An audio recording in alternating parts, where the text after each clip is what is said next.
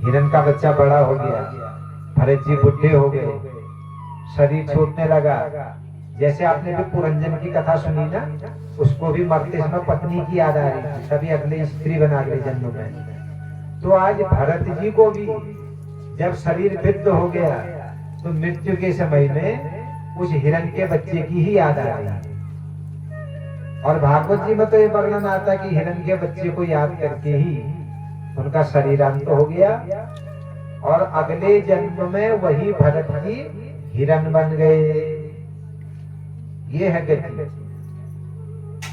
लेकिन एक आश्चर्य की बात है, हिरण तो बन गए, लेकिन उनको अपने पूर्व जन्म की याद है कि मैं राजा था, घर छोड़ करके भी मैं तप करने गया था, लेकिन हिरणी को देख करके मोह में पड़ गया, तभी मेरी ये गति है। अरे मेरा शरीर हिरण का जैसा है, लेकिन मैं हिरण शरीर में भी भगवान का आराधन करूंगा, ये भाव उनके मन में बना रहा।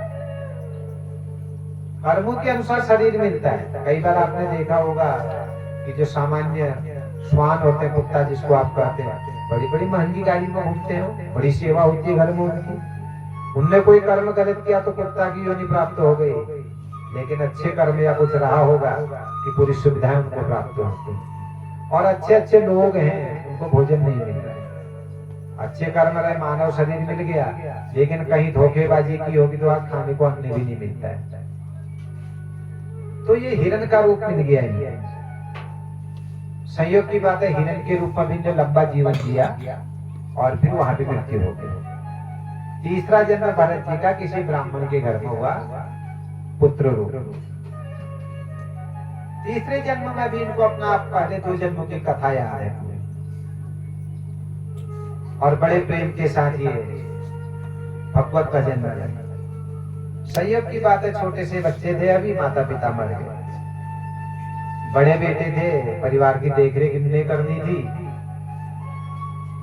लेकिन छोटे भाइयों ने देखा है पागल जैसा हमेशा पूजा पाठ में ही रहता, बेवकूफ है, संपत्ति से भी बेदखल कर दिया,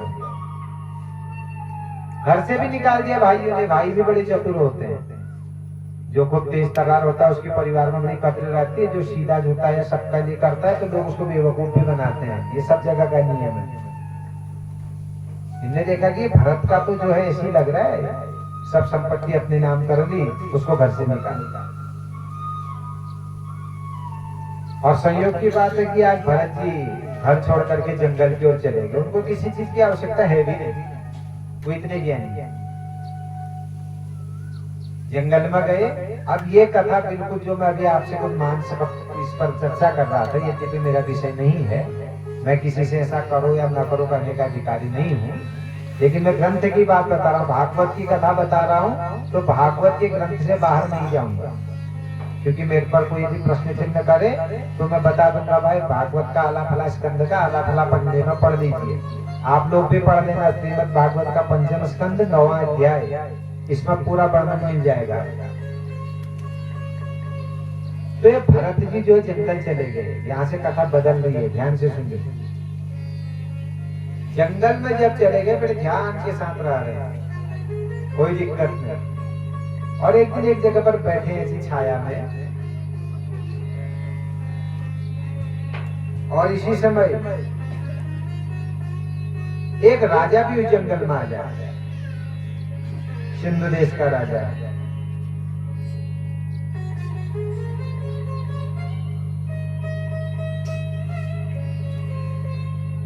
और जंगल में जब राजा अपने मंत्रियों के साथ घूम रहा था तो इसका एक ब्राह्मण भी बड़ा तांत्रिक पंडित है इसका।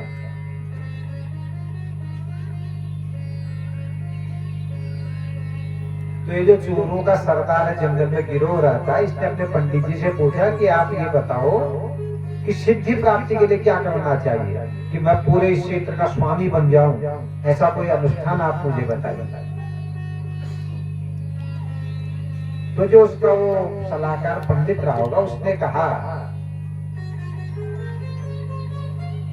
कि यदि तू भद्रकाली माता के दरबार में नर बलि दे दे, किसी मनुष्य की यदि बलि देगा तो तेरे को सारी शक्तियां प्राप्त हो जाएगी। अब वो तो चोरों का सरदार ही था, उसके संस्कार तो ऊंचे थे नहीं, वो पंडित की गई हुई बातों पर आगे। और अपने सैनिकों को पूरे जंगल में दौड़ा दिया उसने। जाओ, सबसे पहले जो व्यक्ति तुमको मिलेगा ना, उसी को पकड़ करके ले आओ और उसी की बल भद्रकाली के दरबार में दे देंगे। चले गए सारे सैनिक इधर उधर खोजने के। भरत जी मिल गए उनको। भरत जी सुनसान बैठे थे। भरत जी का हाथ पकड़ करके वो ले आए थे उनके सरदार के पास। पंडित जी भी आ गए। भद्रकाली माता के दरबार में पूजा का उपक्रम शुरू हो गया, पूजा पाठ शुरू हो गया।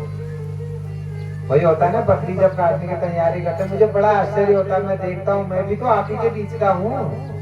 मैं कौन सा हिमालय से या कौन सा वहाँ विंध्य पर्वत से आया हूँ। तुम्हारा घर है 2-3 किलोमीटर दूर, मेरा घर लग तुम्हारा बोल जी आपने मैं आदला बोल जी, तुम्हारा सेम जी मैं आदला सेम जी, सब न कहे कि नशी से।